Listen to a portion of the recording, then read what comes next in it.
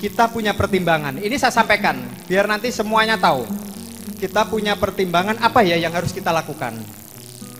Yang kita lakukan saat ini, kami bersama jajaran pengurus pusat ini merenung dan berpikir. Perhatikan dan nanti sampaikan kepada jajaran di bawah atau sampaikan kepada pengurus cabang yang lain yang kebetulan tidak dilantik.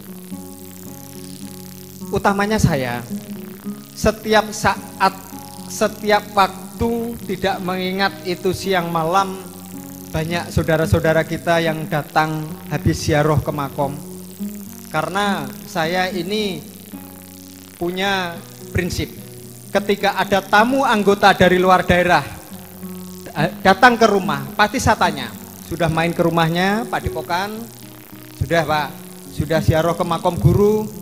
Sudah belum? Kalau belum, 3 titik ini harus kamu datangi, supaya kamu jauh-jauh datang tidak sia-sia. Nah, setelah datang di makom guru, mampir ke rumah, itu banyak yang menanyakan, Pak Ketua, utamanya anak-anak pondok, Jombang ini yang paling banyak. Pak Ketua, mohon izin dan mohon maaf sebelumnya, bahasanya ini saya sampaikan apa adanya. Itu yang di sebelah makom guru itu kok ada tanda salib, itu siapa?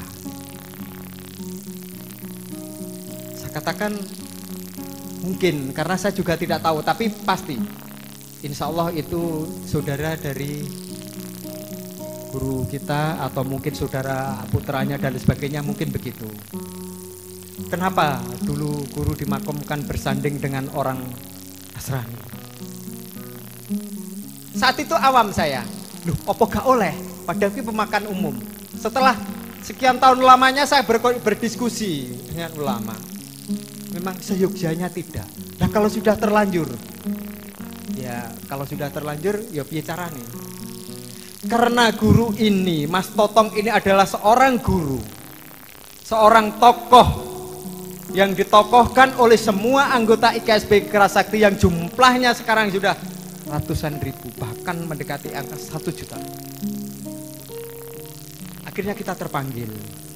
Kalau kita punya bapak, kita menjadi anak dan menjadi siswa, melihat bapak kita tempatnya biarpun itu sudah di alam baka, tempatnya tidak layak, sementara kita mampu dan bisa, terpanggillah.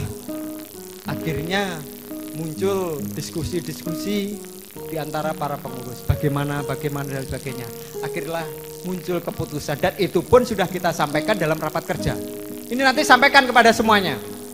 Setelah muncul kesepakatan kita untuk boyong makom guru di sebelahnya Padepokan. Ini belum dilaksanakan, tapi proses sudah berjalan.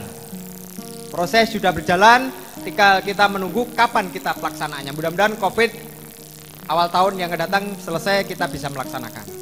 Akhirnya muncullah bismillah. Ya. Sebenarnya anggaran perguruan kalau untuk mengarah ke situ memang rasanya berat. Tapi kebetulan ada anggaran IKS Cup yang belum dimanfaatkan. Akhirnya kesepakatan dengan tim Dewan Teknik dan lain sebagainya yang punya anggaran, bagaimana kalau anggaran ini kita pakai? Karena selain tanah, kalau tanah itu sebagian hibah dari pengurus pusat. Pembelian 10 tahun yang lalu kita beli dengan harga murah, sebagian yang separuh itu kita hibahkan dari para pengurus pusat. Terus untuk pembangunan makom, joglonya, lantainya seperti yang kayak di situ, ukurannya sekitar 14 meter persegi dengan ukuran kayu diameter 25, itu menelan biaya 2 miliar. Anggaran IKSK ada 1,9. Akhirnya itu dimanfaatkan untuk pembangunan ini. Siapa saja anggota IKS para pengurus mau melihat rap evaluasi terkait dengan anggaran, terbuka, dipersilahkan. Jadi ini bentuk kepedulian seorang anak terhadap bapak. Kalau enggak, untuk apa kita repot-repot dengan biaya yang sebegitu mahalnya? Tidak menutup kemungkinan anggaran itu nanti bisa mencapai 3 sampai 4 kalau semuanya sempurna. Tapi karena kita begitu sayangnya terhadap guru, melihat tempatnya di sana, kalau kadang-kadang kalau kita lewat di situ ada orang jemur, pakaian dalam dan lain sebagainya, ada orang bermain judi di situ. Nah, kita ini loh bisa. Kita ini bisa. Awake dhewe urepe mulya. Lho nek sampai bapak awake dhewe iki disio-sio ning kono kan kita enggak rela. Akhirnya muncul inisiatif untuk digoyong di sini. Jadi berikan pengertian kepada siapa saja anggota yang mungkin belum paham tujuan dan maksud boyongnya makom guru ke Padepokan. Karena ketika nanti di sini arealnya kita luas, kita sudah desain area luas. Anak-anak nanti bisa acara doa bersama dalam jumlah yang besar, tidak ada gangguan dan lain sebagainya. Kalau di sana banyak masalah. Kronologi terkait pemindahan makom. Bahkan di dalam memindahkan makom ini kita juga sudah izin kepada yang punya hak, yaitu istri dan anak almarhum. Kita sudah diskusikan dengan ulama berbagai golongan. Boleh dipindahkan asalkan alasannya memenuhi syarat. Semuanya sudah klik, sudah beres. Monggo nanti para ketua cabang secara otomatis ketika pada saat nanti pemindahan makam semuanya pasti akan diundang. Kalau memang ada waktu, mohon untuk perkenannya juga hadir di dalam prosesi pemindahan makom nanti. Waktu, jadwal menyusul. Ini baru proses untuk pembangunannya. Jadi kaitannya dengan kegiatan yang dilakukan oleh para pengurus pusat, yaitu pemindahan makam yang insya Allah nanti awal-awal 2021 itu nanti akan kita laksanakan. Insya Allah semua izin dari pemerintah kota dan sebagainya sudah. Dan ini juga perlu kami sampaikan sekilas. Sebenarnya pemerintah kota itu juga merasa keberatan makom itu dipindah. Karena menurut Pak Wali Kota itu merupakan aset. Ya, merupakan aset religi yang harus dipertahankan. Kaitannya untuk wisata budaya, wisata religi. Karena Pak Totong ini adalah seorang tokoh. Kebetulan Pak Wali Kota juga kenal dekat pada saat itu. Gak boleh sebetulnya dipertahankan. Tapi dengan berbagai macam usaha yang kita sampaikan, salah satunya ya sampaikan di depan, akhirnya beliau lego.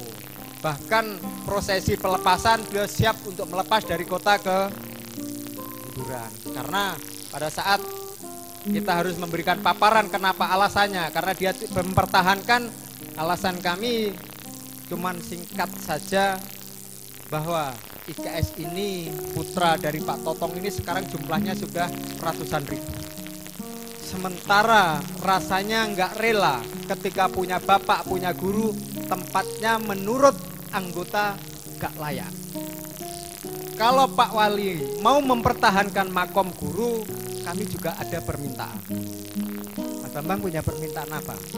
Tolong dibangunkan makom guru saya dengan urusan ukuran tanah sekian-sekian bla bla supaya anggota kami bisa datang nyaman dan sebagainya, bisa berdoa dan sebagainya. Angkat tangan nggak berani.